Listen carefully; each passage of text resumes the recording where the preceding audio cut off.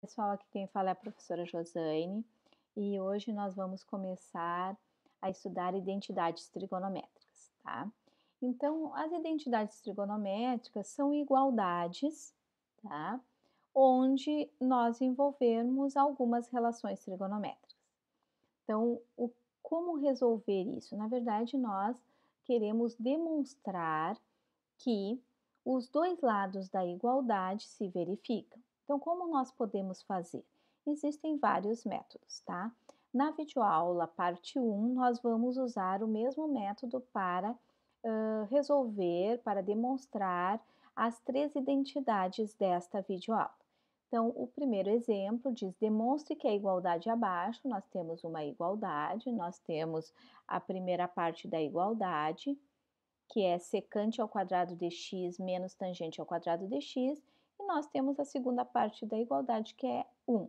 Então, demonstre que a igualdade abaixo é uma identidade trigonométrica, ou apenas identidade, em U, que é o universo, e esse universo, quem é que faz parte desse universo? São os x pertencentes aos reais, tal que cosseno de x é diferente de zero. Por que eu tenho que ter essa restrição? Bom, vamos pegar o primeiro membro desta igualdade, tá? Então, eu vou pegar secante de x ao quadrado. Secante, relembrando, é 1 sobre cosseno de x, eleva ao quadrado, menos tangente de x ao quadrado é seno de x sobre cosseno de x ao quadrado. E eu vou ter que resolver esse membro fazendo algumas manipulações algébricas, fazendo subtrações de frações para chegar em 1. Por que eu tenho que ter que cosseno de x é diferente de zero? Porque as frações que estão envolvidas aqui, o meu denominador é cosseno de x. E não existe divisão por zero. Então, essas operações todas só vão ser possíveis quando nós temos que o cosseno de x é diferente de zero. Então, aqui nós temos essa restrição, eu posso fazer essas operações. Então, eu vou elevar 1 sobre cosseno de x ao quadrado. 1 ao quadrado é 1, cosseno de x ao quadrado é cosseno ao quadrado de x, menos seno ao quadrado de x sobre cosseno ao quadrado de x. Como eu tenho subtração de duas frações e o denominador é cosseno ao quadrado de x, eu copio o denominador e subtraio os numeradores, 1 menos seno ao quadrado de x. Bom, pessoal, aqui nós temos que lembrar a relação trigonométrica fundamental, que seno ao quadrado de x mais cosseno ao quadrado de x é igual a 1. Isolando o cosseno de x ao quadrado, nós temos que isso é 1 menos seno ao quadrado de x.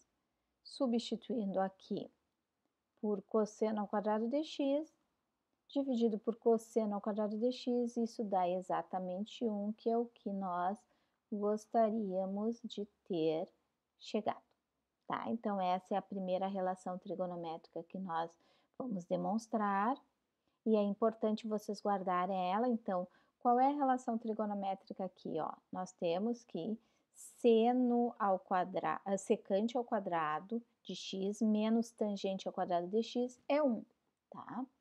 Então, agora nós vamos para a segunda. Demonstre que a igualdade abaixo é uma identidade em, aonde é que é o universo dela, x pertencente aos reais, tal que seno de x é diferente de zero. Do mesmo jeito, nós vamos reescrever cossecante ao quadrado de x é 1 sobre seno de x ao quadrado, menos cotangente é cosseno de x sobre seno de x está elevado ao quadrado. Como nós temos aqui que seno de x é diferente de zero, então eu posso resolver essas divisões sem problema nenhum, tá?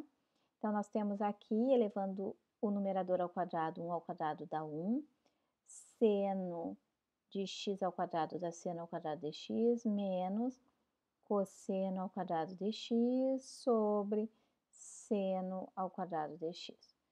Subtração de duas frações, mesmo denominador, conserva o denominador e subtrai os numeradores. 1 menos cosseno ao quadrado de x.